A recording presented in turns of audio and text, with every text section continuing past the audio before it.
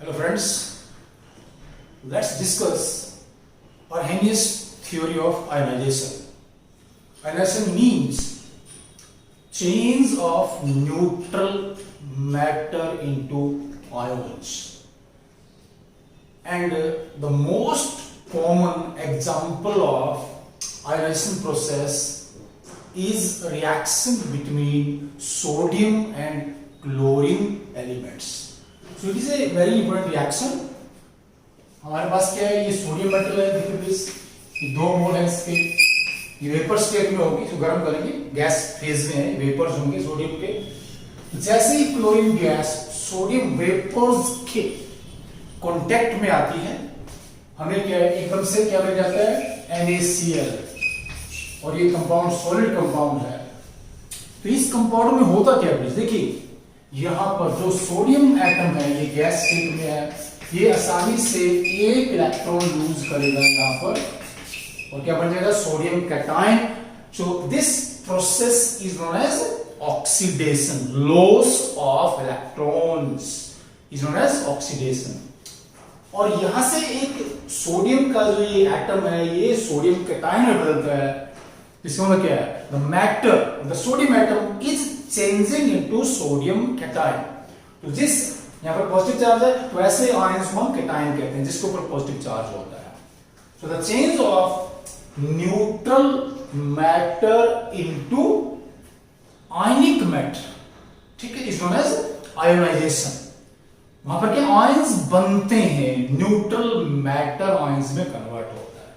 फिर यहां से इलेक्ट्रॉन है, ये Cl एटम है, ये गैस फेज में इलेक्ट्रॉन लेगा, क्या बनेगा, Cl negative gas state. Okay please, and this process is known as the reduction, gain of electrons or electron is known as reduction. तो reduction तो है ही है ये प्रोसेस। साथ में क्या है, यहां से जो ये न्यूट्रल क्लोरीन एटम है, ये क्लोराइड आयन में बदल रहा है ना। so there is a change of sodium atom and chlorine atom into ions, ठीक है, ions बन रहे हैं, cation and anion, and this process is known as ionization, right. और दूसरा यहां पर जो एक चीज आती है, उसका नाम क्या है, डिसोसिएशन। किसी चीज का टूटना, स्प्लिट करना, फ्रेगमेंटेशन होना, उसका टुकड़े टुकड़े होना, process is known as dissociation. तो यहां से ये जो थ्योरी है जो आर्हेनियस ने दी थी, ये इलेक्ट्रोलाइट्स के बारे में है, ठीक है। ओके प्लीज, के बारे में, इलेक्ट्रोलाइट्स के बारे में सब कह रहे हैं कि सोडियम हमारे पास एक मॉलिक्यूल है, सोडियम सॉलिड के अंदर, ठीक है। अगर हम सोडियम क्लोराइड को पानी में डालेंगे, तो पानी में डालते ही ये जो मॉलिक्यूल है, एक मॉलिक्यूल हम कंसीडर कर रहे हैं ना, 1 unit of sodium chloride solid, and 1 unit means 1 molecule. तो जैसे हम सोडियम क्लोराइड को पानी में डालते हैं, तो यहां से क्या है, मॉलिक्यूल के अंदर ये जो Na पॉजिटिव Cl नेगेटिव आपस में जुड़े हुए हैं आयनिक बॉन्ड से, ठीक है, एक दूसरे से बिल्कुल चिपके हुए हैं, ये पानी में जाते ही अलग हो जाते हैं। क्या हो जाता है इनका, ये स्प्लिट हो जाता है मॉलिक्यूल, इसको बोलते हैं डिसोसिएशन, कि मॉलिक्यूल में से आयंस का सेपरेट होना, अलग अलग होना। Na पॉजिटिव, कैसे क्या, ये रखते वाटर यहां पर हमारे पास है, इस वाटर में डालेंगे इसको, एंड Cl नेगेटिव। यहां से जो प्रोसेस है, this process is known as, क्या बोलते हैं इसको, डिसोसिएशन। और साथ में क्या इसको बोलते हैं, इसे हम डिसोल्यूशन भी कहते हैं, किसी सॉलिड का पानी में घुलना। ओके प्लीज, तो जब हम किसी सॉलिड को पानी में डालते हैं, क्या होगा, let's one solid means matter, इसको पानी में डालेंगे, ठीक है, ये क्या होगा, घुल जाएगा, क्या बोलेंगे हम, सोल्यूबल है, ठीक है, ये नहीं घुलेगा, बोलेंगे इनसोल्यूबल है, राइट, इनसॉल्युबल है। फिर सॉल्युबल में हमारे पास क्या है, जैसे देखिए सॉल्युबल में एलिमेंट्स है, वो यहां पर हम एलिमेंट्स की बात नहीं करेंगे। फिर क्या, कंपाउंड्स हैं, ठीक है, जो पानी में घुलते हैं, ठीक है। तो पानी में जो कंपाउंड्स घुल रहे हैं, उनकी हम बात कर रहे हैं। तो यहां पर पानी में घुलने के बाद भी जो कंपाउंड्स हैं, उनको हम आगे 2 भागों में रख सकते हैं, ठीक है। तो क्या होगा, हमारे पास क्या है, ये कंपाउंड्स हैं, ठीक है, क्या कर रहे हैं इनको, तो सोल्यूबल कंपाउंड्स है, पानी में डाल रहे हैं, तो यहाँ पर क्या होगा, ठीक है, हमारे पास ये यूरिया है, ठीक है, यूरिया, और हमारे पास क्या है ये C6H12O6 ये ग्लूकोज।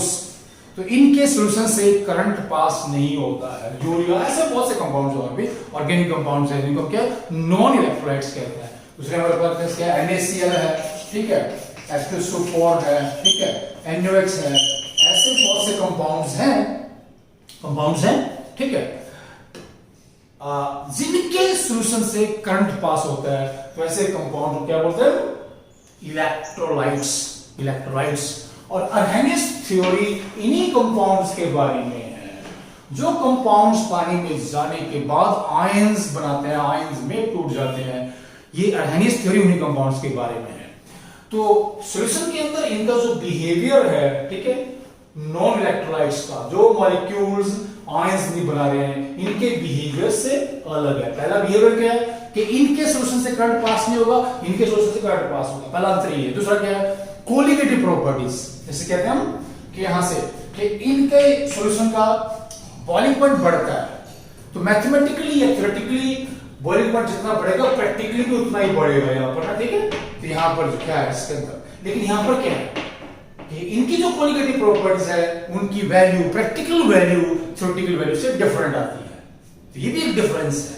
यहां पर क्या है, कोलिगेटिव प्रॉपर्टी की वैल्यू क्या है, थ्योरेटिकल और प्रैक्टिकल वैल्यूज लगभग बराबर आती हैं, कोई खास उसमें डिफरेंस नहीं आता है।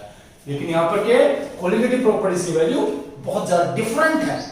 Practically determined values are different as compared to theoretical values. तो ये दो बहुत ही मेन अंतर है इनके सॉल्यूशंस में। तो ये जो डिफरेंस यहां पर है, इनको एक्सप्लेन करने के लिए अर्हेनियस ने इलेक्ट्रोलाइट्स के बारे में कुछ कहा कि जब इलेक्ट्रोलाइट्स को पानी में डालेंगे, ठीक है, उनका क्या बनेगा, वो कैसे बिहेव करेंगे, ये अर्हेनियस ने हमें बताया। और जो उसने बातें की उनको मिलाकर क्या बन जाता है, अर्हेनियस थ्योरी ऑफ आयोनाइजेशन। लेकिन वास्तव में क्या बोलेंगे, ये अर्हेनियस थ्योरी ऑफ इलेक्ट्रोलाइटिक डिसोसिएशन है। वहां पर क्या आयंस बनते नहीं है, ठीक है, कंपाउंड्स के अंदर, इलेक्ट्रोलाइट्स के अंदर आयंस जो ऑलरेडी प्रेजेंट है, ठीक है, वो अलग अलग हो जाते हैं। फिर वो कैसे काम करते हैं, let's see these are some points और सम पोस्टुलेट्स कि जब हम इलेक्ट्रोलाइट्स को पानी में डालेंगे तो उनका क्या बनेगा। पहला पॉइंट क्या है, देखिए प्लीज, पहला पॉइंट वो कह रहा है कि ये जो कंपाउंड्स हैं जिन्हें हम इलेक्ट्रोलाइट्स कर रहे हैं, पानी में डालने के बाद आयंस में ब्रेक कर जाते हैं। ये देखिए NaCl aqueous, Na positive aqueous and Cl negative aqueous। हम बहुत से एग्जांपल ले सकते हैं। एंड सोडियम 100% aqueous, पानी में डाला इसको, Na positive aqueous and OH negative aqueous, ऐसे। ये देखिए प्लीज, ठीक है। ये पहला पॉइंट है कि इनके मॉलिक्यूल्स पानी में डालने के बाद क्या आयंस में टूट जाते हैं। There is a dissociation, molecules split into particles having charge. तो जिन पार्टिकल्स पे पॉजिटिव चार्ज है, ठीक है, उन्हें हम क्या बोलते हैं, कैटायन बोलते हैं, ठीक है। जिन पे नेगेटिव चार्ज है उन्हें हम एनायन बोलते हैं, ठीक है। और जब सॉल्यूशन से हम करंट पास नहीं करते हैं, ये आयंस रैंडमली सॉल्यूशन में मूव करते रहते हैं। लेकिन जैसे ही हम करंट पास करेंगे तो ions move towards electrodes having opposite charge. जो कैटायंस हैं ये कहा जाएगा भाई कैथोड पर जाएंगे, ठीक है, जो कि नेगेटिव पोल होता है। जो एनायंस है कहा जाएंगे एनोड पर जाएंगे, जो कि पॉजिटिव पोल होता है, ठीक है। यहाँ पर ये पॉजिटिव पोल है, इसमें that is your electrolytic cell के अंदर on passing current ions move towards electrodes having opposite charge। and next point क्या है इसके अंदर कि जब हमारे पास मॉलिक्यूल्स आयंस में टूटते हैं, कैटायंस पे जितना पॉजिटिव चार्ज है आयंस पे उतना ही नेगेटिव चार्ज होता है, ठीक है। पॉजिटिव चार्ज की न्यूमेरिकल वैल्यू सॉल्यूशन के अंदर नेगेटिव चार्ज की न्यूमेरिकल वैल्यू के बराबर होती है। That is why solution as a whole is neutral, as a whole is neutral। देखिए मैंने यहां पर दिखाया ना, ये हमारे पास क्या है, सोलिड सोडियम क्लोराइड है, positive negative positive negative positive negative, इस तरह से हमारे पास क्या है, ये the ions are tightly packed in solid sodium chloride. ये हमारे पास Na पॉजिटिव है, जो हमारे पास कैटायन है, ये Cl नेगेटिव हमने यहाँ पर दिखाया है। लेकिन जब इस सॉलिड को हम पानी में डालेंगे तो ये हमारे पास जो यहाँ पर आयंस हैं ये अलग अलग हो जाते हैं, मॉलिक्यूल्स ब्रेक हो जाते हैं। ये पहला पॉइंट है, ठीक है। और हमने भी बताया, ठीक है, रैंडम मॉशन हमारे पास है। फिर क्या, जब ये आयंस बहुत ज्यादा मात्रा में होंगे, ठीक है, ये वापस क्या है, आपस में मिल करके मॉलिक्यूल्स बनाना शुरू कर देते हैं, ठीक है। तो there is a forward as well as backward process and Arrhenius said that there is an equilibrium between ions and undissociated molecules. तो Arrhenius का क्या कि यहां पर ये इनके बीच में इक्विलिब्रियम है। इक्विलिब्रियम का मतलब क्या होता है कि यहां पर कुछ मॉलिक्यूल्स बचे हुए हैं, ये आयंस है, यहां पर कुछ मॉलिक्यूल्स बचे हुए हैं, ये आयंस है, ठीक है। जब आयंस काफी ज्यादा मात्रा में बन जाते हैं, काफी ज्यादा संख्या में बन जाते हैं, वो दोबारा आपस में जुड़ के मॉलिक्यूल्स बनाना शुरू कर देते हैं। और यहां पर मॉलिक्यूल्स का आयंस में टूटना, आयंस से जुड़ के मॉलिक्यूल्स बनाना, दोनों क्रियाएं एक साथ चलती रहती हैं, ठीक है। और जब इन दोनों क्रियाओं का रेट बराबर होगा, that stage is known as equilibrium और केमिकल इक्विलिब्रियम। क्या chemical equilibrium is that stage at which the two processes, क्या मॉलिक्यूल्स का आयंस में टूटना, आयंस का वापस मिलके मॉलिक्यूल्स बनाना, दोनों क्रियाएं एक साथ होंगी और एक ही रेट से होंगी, तो उस सिचुएशन को क्या बोलते हैं, केमिकल इक्विलिब्रियम। ओके, फिर उसने एक कांस्टेंट दिया alpha, degree of dissociation. Alpha is a constant known as the degree of dissociation, जो हमें क्या देता है कि कोई भी इलेक्ट्रोलाइट किस हद तक आयंस में ब्रेक करता है, that is given by alpha, degree of dissociation. क्या होता है इसका भाई, degree of dissociation, degree of dissociation is क्या, number of molecules which break into ions, number of molecules which break into ions divided by total number of molecules taken। कि मान लिया हमारे पास ये एसिटिक एसिड है, ये इलेक्ट्रोलाइट है, इसको पानी में डालेंगे हम, ठीक है। यहाँ पर क्या बनेंगे, ये आयंस बनेंगे एसीटेट एंड H पॉजिटिव, ठीक है। और हम ये करते हैं कि इक्विलिब्रियम के ऊपर क्या है, हमें पता चलता है कि जब इसके 100 मॉलिक्यूल्स यहां पर लिए थे तो यहां पर क्या है, 30 मॉलिक्यूल्स टूट गए, 30 आयंस बन गए। So what is alpha of acetic acid at this concentration? So alpha is equal to 30/100, कितना है, 0.3 इसकी वैल्यू हो जाती है। तो अल्फा का 0 होगा, ठीक है, या 1 होगा, या इसके बीच में होगा। So alpha has 0 to 1 value, इसकी रेंज है। अल्फा की मिनिमम वैल्यू क्या होगी भाई, 0, जब कोई मॉलिक्यूल आयन नहीं बनाएगा, ठीक है। वो किसके लिए है, हमारे पास जो ये नॉन इलेक्ट्रोलाइट्स हैं, यूरिया, सुक्रोज, ग्लूकोज, फ्रक्टोज, बहुत से ऑर्गेनिक मॉलिक्यूल जो आयंस बनाते हैं, क्या अल्फा 0 होता है।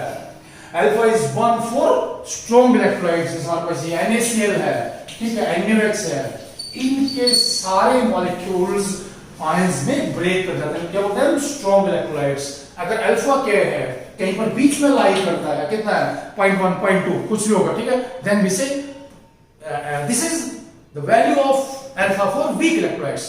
या ऐसे इलेक्ट्रोलाइट्स जिनकी अल्फा वैल्यू बहुत ही कम है, उन्हें हम क्या बोलते हैं, वीक इलेक्ट्रोलाइट्स बोलते हैं।